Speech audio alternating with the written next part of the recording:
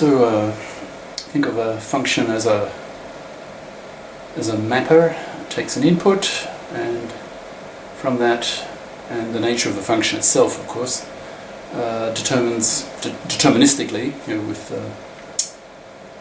with no variation. There's always the same output for a given input. Let's now do an example of a function. We'll do several. Now here's a fairly simple one. Let's label the function. We'll give each function a name, a label of some kind, so you can identify what it is. So let's call this function abs, ABS. Now that doesn't mean abdominal muscles. It means the absolute value.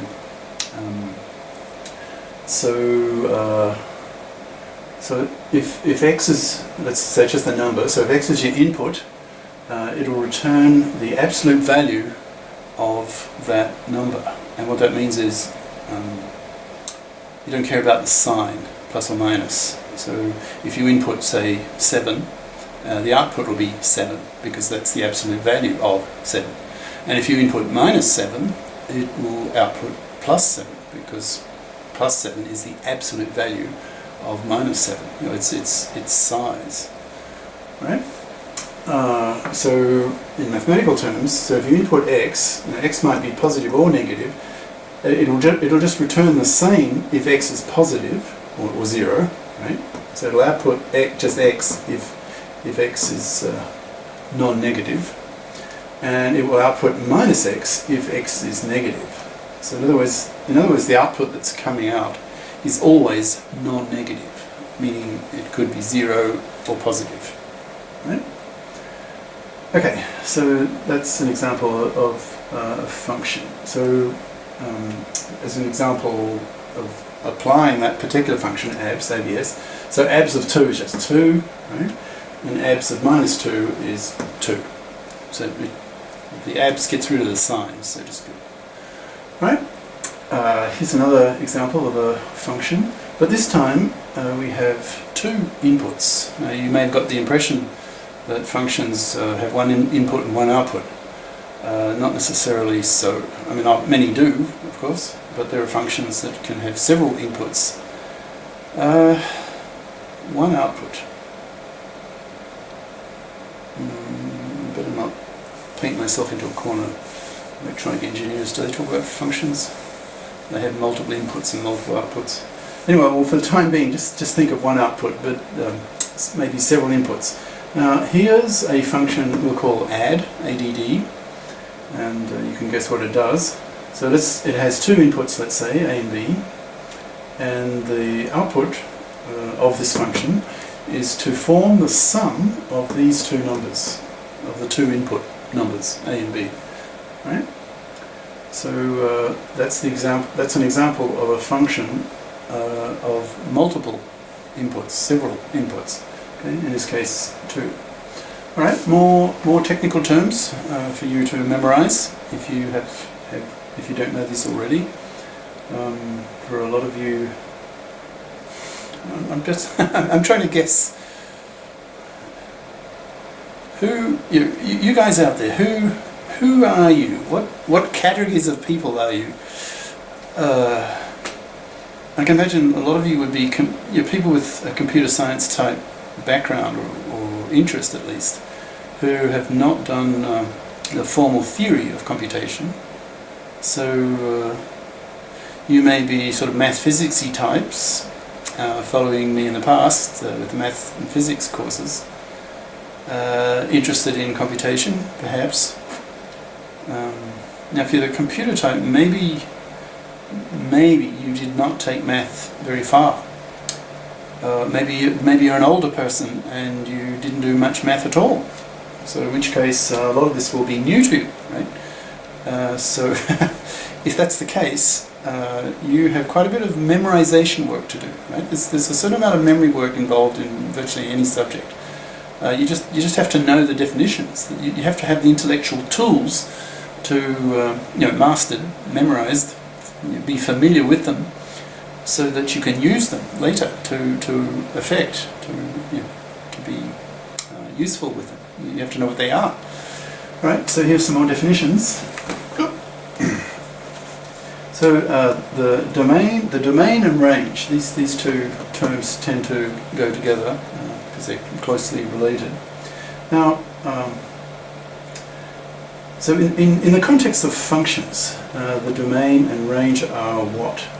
Well, the domain is defined to be the set of possible input values. Right? So it's the set of possible inputs to the function. So if my fist is the function, call that f, the black box if you like, and values come in.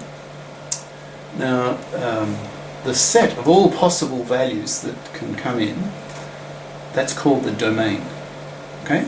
It's the set of all possible input values, the domain. Now the range, that is the set that the output values belong to. Now, listen carefully to what I said. The wording of what I just said is important. I did not say, pay attention, I did not say that the range is the set of outputs, all possible outputs. Didn't say that. I said that the outputs, that the range is the set that the outputs belong to. Now, implicit in what I just said is that there could be elements of your range that never get used in the output.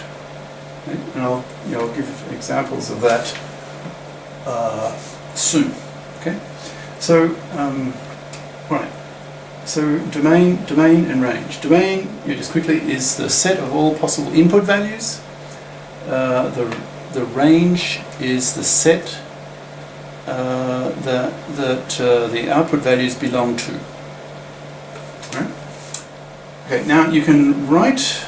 Well, you can write this way. Again, it's important. So I've put a rectangle around it. You'll see this kind of expression a lot, especially in pure math. Use this all the time. So what's it saying? Well, this f here. So you're talking about a function, and you got this colon, and then this d here is the domain. So it's the set of possible input values. Right? D for domain. Arrow. So in other words, you're mapping. So you're mapping members of D into members of R. R is your range, and domain and range, they're both sets, right? So this function maps members of D into members of R. Or if you take an individual input, so F will map a member of D into a member of R.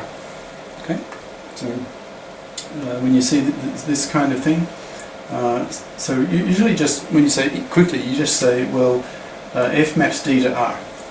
That's sort of quick way of saying it, right? So let's do an example now.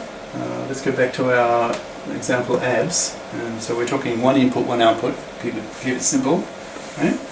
So what's the domain and what's the range of the function abs, ABS? So your f here would be ABS. The symbol for the function is ABS, short for absolute ABS. And then you knock off the UL, OL, UTE. Right? It's abs, short for absolute value. Right? So what's the domain and the range for this function? Well, you're inputting, we're inputting integers, let's say, positive and negative integers, or 0. And the output will be the positive integers. Now the positive integers, they're a subset of the integers. Okay? So let's say for the domain, we'll just say z. Right? So that's the domain, your d here is z. And we output so all the outputs belong to which set? Well, let's say also Z, right? What come out are integers. Well, they're positive integers. Well, non-negative integers, you could have 0. So let's make the range, it makes the range also 0.